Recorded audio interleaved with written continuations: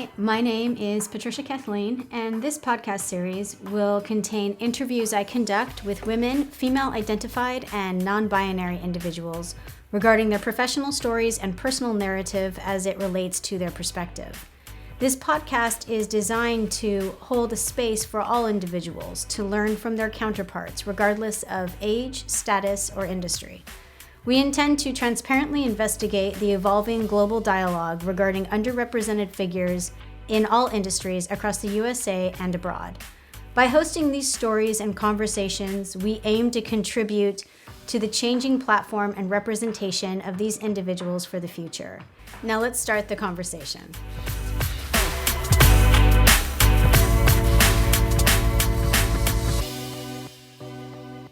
Hi, everyone, and welcome back. I'm your host, Patricia, and today I am elated to be sitting down with Jessika Noda. She is the founder of Jiyubox, a clean beauty subscription box and online shop. You can find out more about her products and her company, as well as the other endeavors that we talk about today on www.jiyubox.com, jiyubox.com. Welcome, Jessika. Thank you for having me, Patricia. I'm excited to be here. Absolutely. I'm excited to unpack everything. We talked a little bit offline before we started recording, and I can't wait to kind of unearth what Jiyubox does and all of that. We've had a lot of audience members write in about people who have kind of the accountability and sustainability efforts that you look towards. For everyone who's new to the podcast, I will give you a quick roadmap of where our line of inquiry will head today. And then I will read a quick bio on Jessika before I start asking her my questions.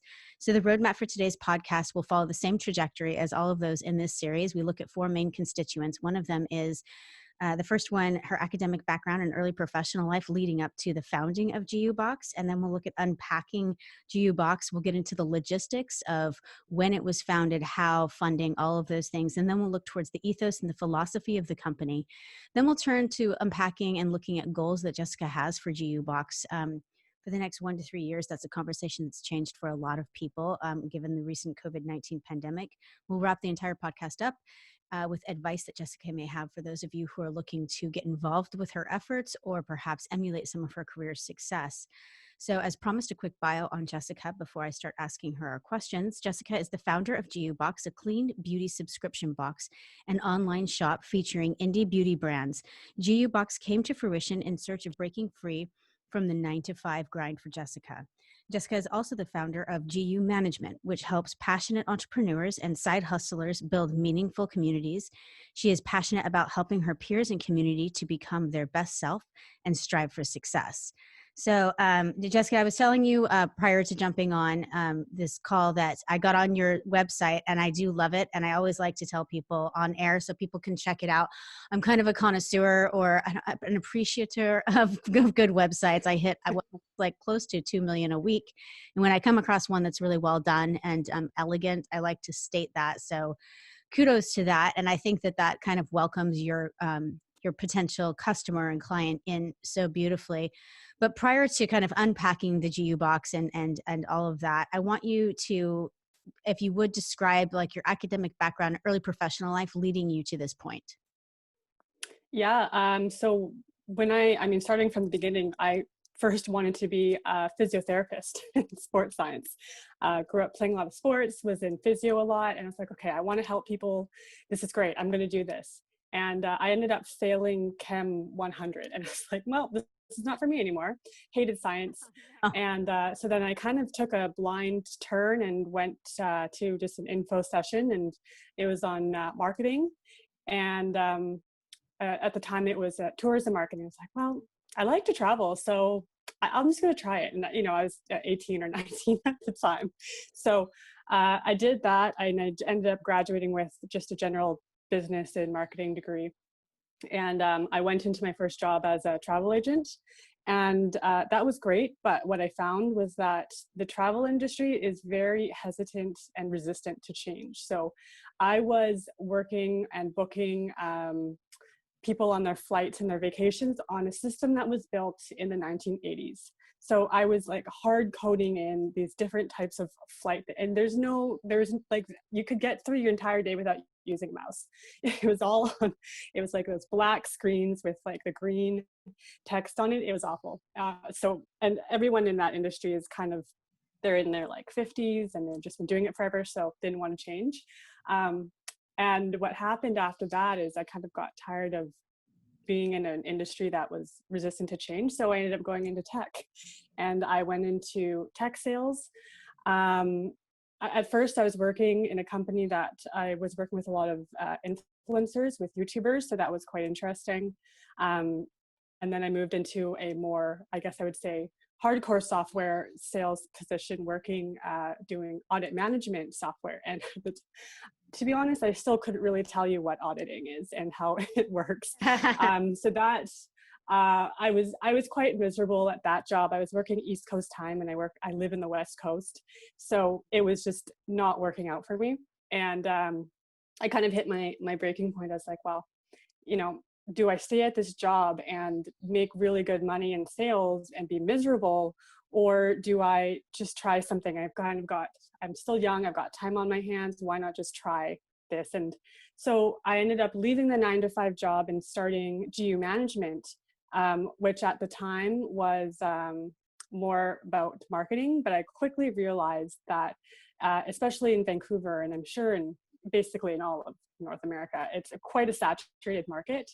And unless you're very passionate about it or an expert at it, you're going to have a really hard time finding clients and building up that business. So after about, I would say 6 months of that, I was again miserable. And I decided, okay, do I go back to a 9-to-5 job and be miserable and make money, or do I stick this out and really give it a good shot of being an entrepreneur and kind of running my own life?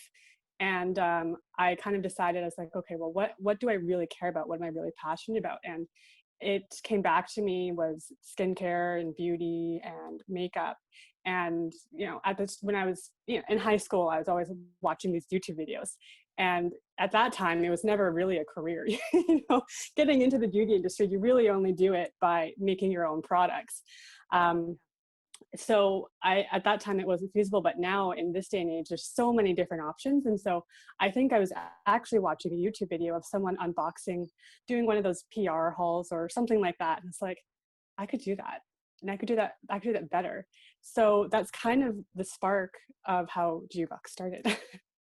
That's amazing. So let's get into unpacking it. How was, I love that you've kind of, bounced around and recovered, and, people frequently view, peppering of a bunch of different industries as a problem or a lack of commitment. And I think it requires a great bravery, and it also offers this incredible seasoning to anybody who's experienced different industries. And the conversation with the self is key with most founders, to have a very fluent dialogue with one's internal processes, but also to have peppered different industries is always, it's never been unbeneficial to anyone, from an artist to, a geophysicist. So I think it's fantastic that you did, and that's part of your story.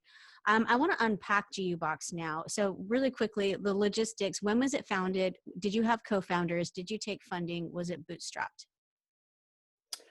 So I founded in June of 2019. So we're actually just over a year old now. I am the sole founder. However, my boyfriend is a very big influence on the way the branding has gone. So we talk about that a lot. He's almost like an unofficial co-founder. And it's been bootstrapped. No funding, no extra family and friends help. Amazing. Did you fund any of it with your previous endeavors, or was it all just like as you went along? It's kind of, I had a bit of a savings fund, but I do a little bit of, consulting work on the side with Jiyu Management. So all of my income is really going towards funding Jiyubox. That's kind of the end goal, is to just be working on Jiyubox.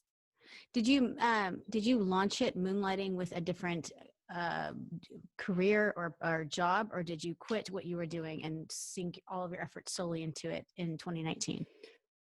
At the time, it was all of my efforts, and I quickly realized that I was running out of money. So I took on a part-time remote job, and I do still have that. So that's kind of also funding it. And I think, from the outside, it looks very glamorous and it looks like a very well put together company. But in the background, it's me running around doing 3 different jobs, trying to just make ends meet. Yeah, absolutely. As one does in the infancy of any startup. I'm wondering, so your website, it states that the word Jiyu means freedom in Japanese, and Jiyu box stands for the freedom to explore and enjoy our lives while also living a life free from toxins, fillers, and animal cruelty. And I feel like that Mm-hmm. embodies, a lot of the philosophy and ethos of your brand. Can you kind of unpack? So for people listening or watching this on the podcast, when someone lands to your site, what are you hoping that they first notice, and what is like the site intending to do for your customer, and then also kind of unpack the box for us, literally, like what entails. Yeah. So when you first get to the site, I kind of picture the site as it looks high end, but it is still affordable. And I fiddle with saying this, but it is quite the affordable luxury. So usually clean beauty is more on the high end side. You've got your, there are brands that have cleansers for $100, which they're great. But that's not always in everyone's budget. So the idea is to make it feel and look like you're purchasing and engaging with something that's luxury, but something that's still attainable for everyone. And the idea behind that is just, growing up, our parents didn't really know any better. They were buying all the stuff with that had a lot of toxins in it. And I think in today's day and age, everyone is much more educated on what they're putting into and onto their bodies. So I want to kind of create a more of an educational platform for people. So we do a blog post every week on different topics within clean beauty. We interview the brands that we have in the box. So we want to make it eventually grow it into not just being an e-commerce platform, but also a place for education, to learn more about the ingredients and the brands that you're purchasing from. And in terms of unpacking the box, we're a seasonal subscription. And the reason why I did that was today, everyone is so inundated with so much stuff. And I'm quite a minimalist. I don't use a lot of products. Of course, I'm testing a lot of things out all the time, but in my regular routine, it's really not that long. And to be honest, I'm a little bit lazy. Like, I don't like to do all these steps every night, every morning. So I did it as a seasonal thing, and they are full size, so that in that 3 months, you have time to really try everything, rather than sometimes when you get sample size things, it's nice, but you can't actually tell if it works because sometimes the samples just don't last long enough. So I did it every season, so you can really fully try everything out. And then by the time the next season comes around, you're ready for something new. And we did it by the way I curate the box is by season. So our skin changes every season. In the wintertime, especially here in Vancouver, it's so dry and cold. Whereas in the summertime, it is pretty hot and humid. So your skin's really looking for different things throughout the year. So that's kind of what I based the contents of the box around. And so when I'm looking to source different products for the box, first of all, I think about what products people and skin is looking for during that season. And then I go out and find brands that have that product that fit our criteria. So is it a rotating brand, or do you use one until you find one that's better? How are you curating what makes it into the box? So I have a whole Rolodex and list of vendors that I would like to work with. But like I said, so for example, for summertime, I'm probably not going to put a heavy body cream in there. That might be better for wintertime. So once I've decided what type of product is going in the box, I'll go through my kind of Rolodex of vendors that I like to work with and see if they have a product that fits our ingredients, fits our branding as well. And also fits the price point. And then on top of that, I'm always searching on Instagram, and I'm always looking at ads as well that come up for new brands. And so of course I've got a huge saved folder on my Instagram. I've got tons of screenshots of different types of ads that come up. And then on top of that, I went to the Indie Beauty Expo last year, and this year actually, in January of 2019, and was able to meet a lot of vendors in person and test out their products. So finding the brands comes from accumulation of a lot of different resources. Absolutely. I'm curious. I want to kind of unpack some terms for people listening who haven't heard of any of them before. Your site uses the following like phrases a great deal, and I'm hoping you can kind of describe what you mean by them personally. So you just mentioned indie beauty, and they have an Hmm. info, but I kind of want to unpack what that means for you, what indie beauty is, and what you personally feel by you talk about being clean and cruelty free, and Hmm. and so I'm hoping that we can kind of like, what do those terms mean to you? Even though sometimes they seem transparent, they mean a lot of different things to a lot of different people, particularly when it comes to beauty. So let's start with indie Yeah. beauty. What does that term mean for you? Yeah, so indie beauty for me are smaller brands who are not necessarily in the big box stores like a Sephora. And one of the reasons why is because I was kind of like, well, why would anyone buy a box if you could just go to Sephora online and grab it?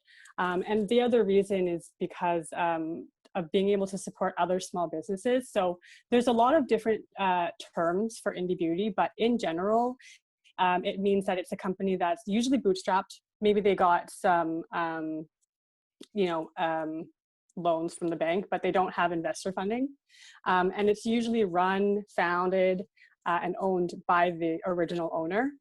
So they don't have like a huge board of people running it. It's not like a L'Oreal where you've got these huge, like it's a very big conglomerate. They're usually local businesses who, you know, might be your next door neighbor who had started making soaps in her house and it started to grow her company.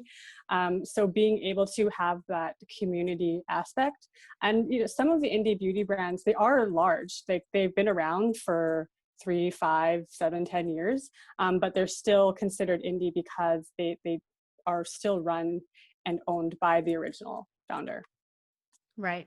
Yeah. Okay. Now let's get into, what do you mean by clean when you talk about clean products?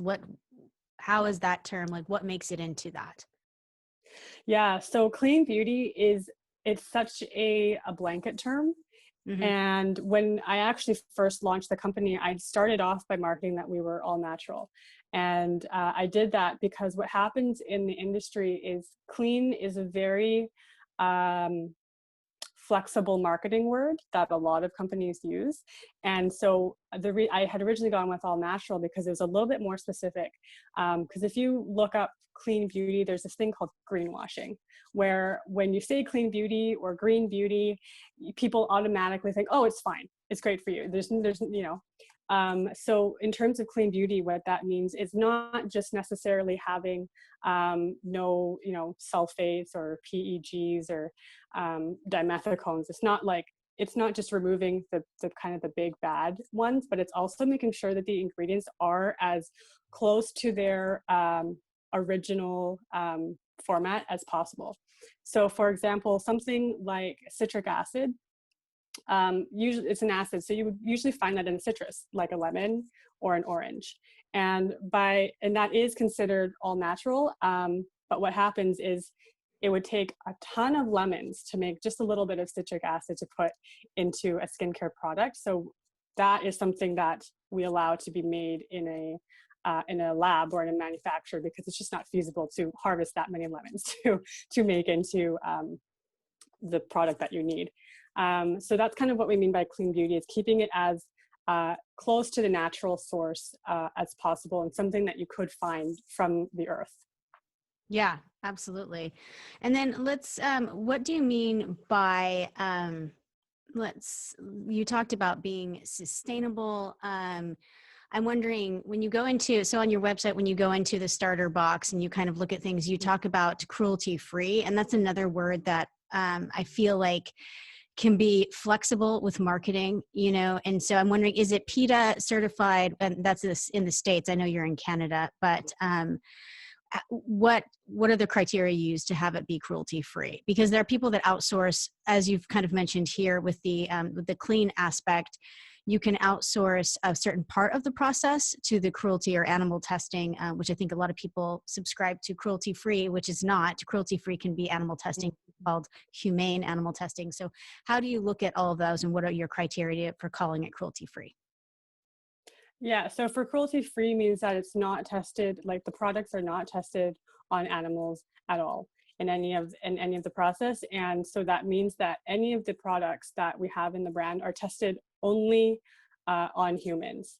And it's interesting, I was reading a few articles a few months back, and they've actually found that testing products on humans is actually much cheaper than testing it on animals as well.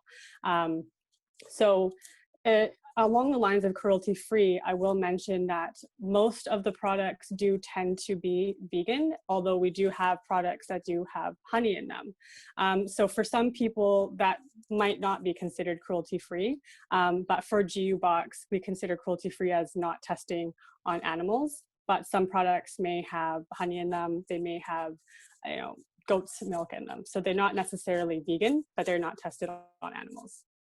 Okay. And moving forward, I'm wondering, you're so new now, and so I'm sure that it's something that will come up as you kind of go along with Jiyubox, but have you considered that as you start to think of your customer, have you considered, a curation aspect for people who are, I mentioned this, a lot of people listening who follow my podcast know that I have a podcast based on vegan life that started up last year, and it was just coincidental. It started actually prior to COVID, but it's kind of been this huge platform since the COVID-19 pandemic. People have had a return to conversations with themselves and their realities about health. And the vegan diet has kind of risen as this flagship, of the way that a lot of people are turning to resume health and encourage immune responses and things like that. I'm wondering, are you going to be able to, do you foresee in your future with Jiyubox, like curating to people who have stipulations like vegan or allergies or things like that, where you can start to substitute things out, or do you want to keep it just standard?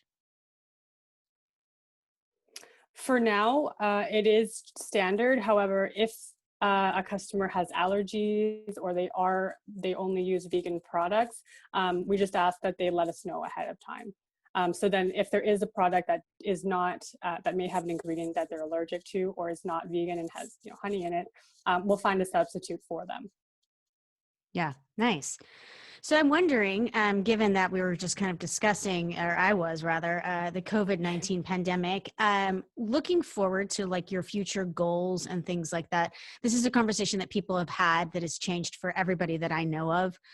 You have this online enterprise, which it's kind of a beautiful thing because it should be able to be more sustainable than brick and mortar situations.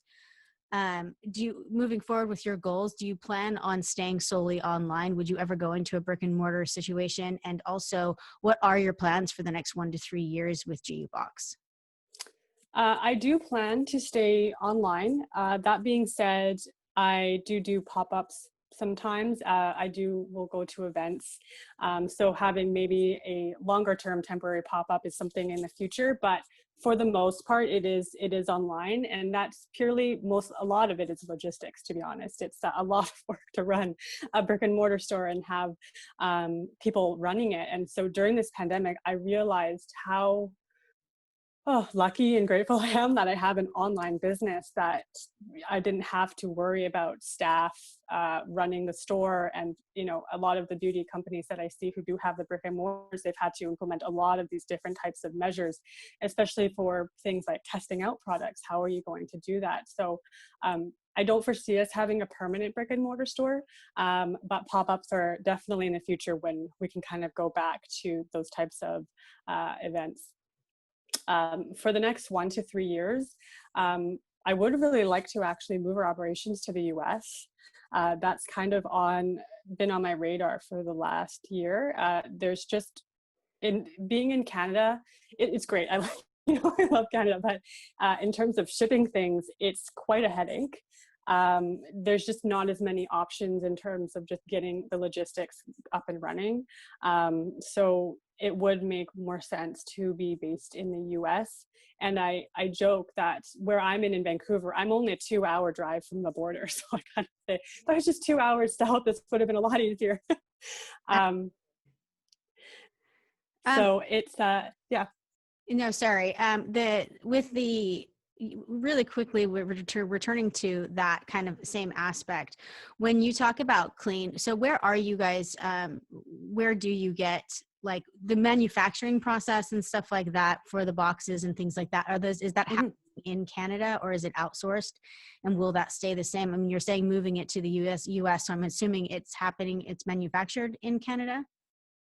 Yeah, our boxes are manufactured in Canada. They're just a drive away from where I'm at. So they're a local company, which I really love working with it. It's really nice to be able to go in and meet the people who you're working with. And when we could, anytime I was working with a local vendor here, I would always try and meet them in person and learn more about their stories. So our boxes are all sourced from basically in Vancouver here. That's awesome. I know that Mhm. that's a tempting part, even with people who are trying to be very conscious environmentally, sustainability, accountability. With products, they eventually just get kind of seduced, by outsourcing to, Yeah. other than the place, and it removes that like indie, if you will, Yeah. mentality to the whole thing. And I think it's, a lot of people do it to stay afloat, to stay alive, as a last Mhm. resort, or even just as to increase profits in the future. But it's very cool and still kind of rare, that you're staying local and things of that nature. So you're planning on switching it up and going to the States for production, just to make it easier for the shipping. Yeah, and there's just a lot more people in the US, and especially in the beauty industry, there's a lot more industry in places like California. So that's kind of where we're eyeing. Um, but just to be closer to that, and I find that it is more difficult as well to work with American brands and just shipping things across the border in terms of paying duties and just getting it across customs. And we're finding that most of our customer base is in the US. So of course we're not going to forget about our Canadian customers, but it's just logistics. It would be a lot easier to be based there. How is that process going? I haven't spoken to anybody from Canada that's like trying to shift over into the States. I've talked to one person that was shifting back the other way into Canada because dealing with produce and things that were coming from up there. But Mhm. is it difficult for you, or is it an easy, as an American citizen, as a United States citizen, I don't know how that process goes when you start to do international situations. Have you started looking into it? Is it going to be a hard drive, or will it be kind of a seamless transaction? Um, it's not going to be too difficult. It's actually better for cost saving. Shipping from Canada to the US is extremely expensive. There are some alternative methods to shipping.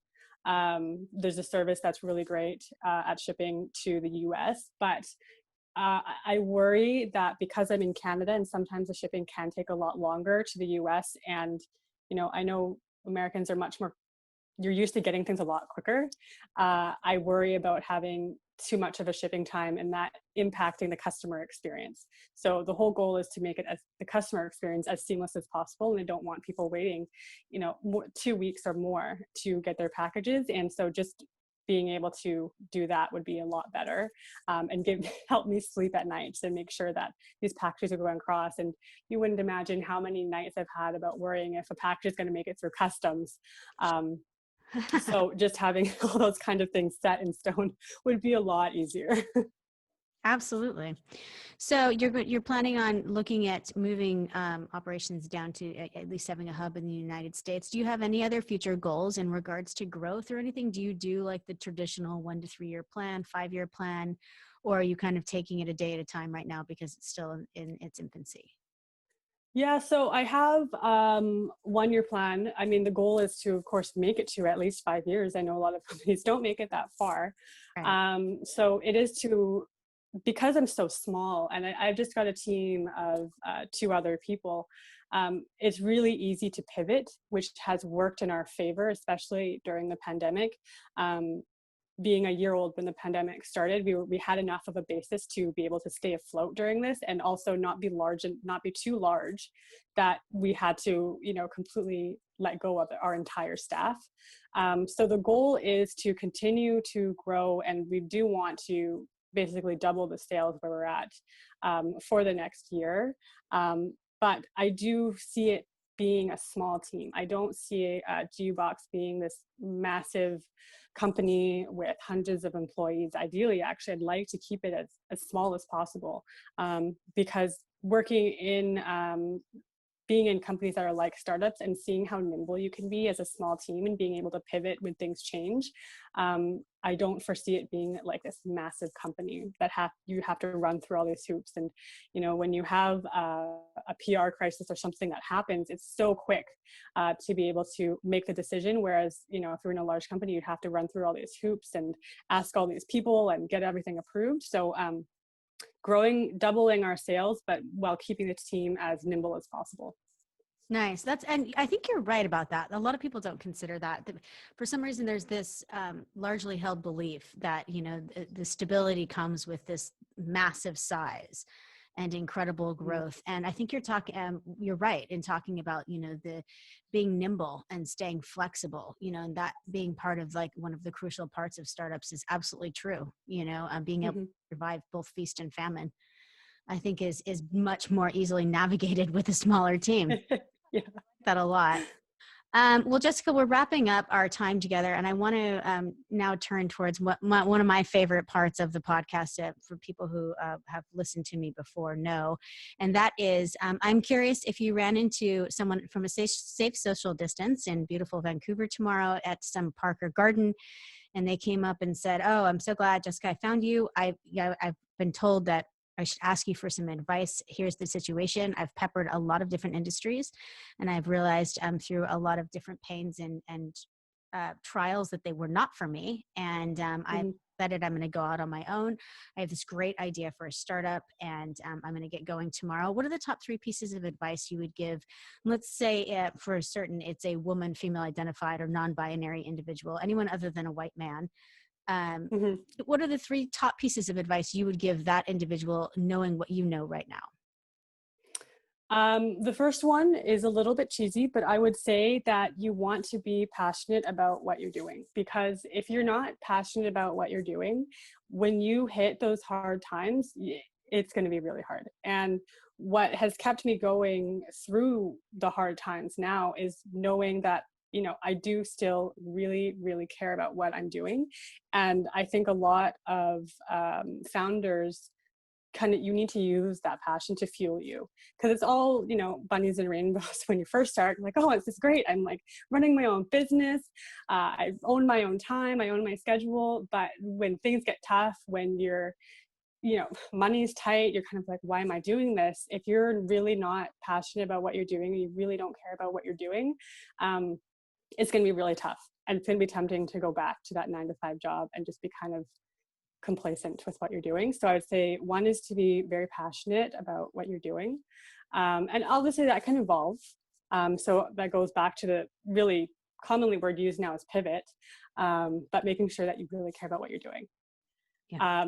The second one is, I would say, to make sure that you have a very strong support system around you. I find that as you start to really get into your business, it's harder to relate to your friends and your peers who do have those 9-to-5 jobs. And so they may not always understand why you can't go out for happy hour every Friday, or why you're working on Saturday and Sunday and can't go to the beach. So making sure that you've got really strong friendships who can support you through that, and understand why you can't be there all the time, because you won't. It's just not possible. And every time you go out and spend money on happy, you're like, oh man, that was like $50 I could have used to put into my own company. So I think making sure you've got a really strong network of friends. And then the third thing is, I would say, to expand your network in terms of business, and finding other people who are also in the same position as you and maybe a few years along. Because what I've found really helpful is, because my friends who are 9-to-5 jobs, they don't necessarily understand the struggles I'm going through, also having a network of people who understand what you're going through, and you can kind of work through those pains and struggles together. And then having someone, you know, who may be a couple of years ahead of you, being able to be close. They're still, they're not so big that they don't remember what it was like to start, but they've just got a couple more years ahead of you to remember and give you some advice on what worked for them when they were in your place. Yeah, I like that. That's awesome. All right. So I've got be passionate about what you do, number one. Have a strong support system of people who can relate or at least show patience with your current struggles. And then number three, expand your network, particularly with those who are a little bit further ahead for like a Hmm. mentoring aspect, which I completely concur with. I think that those are all really strong, and they're all, a lot of those are about, developing this community, that kind of, Yeah.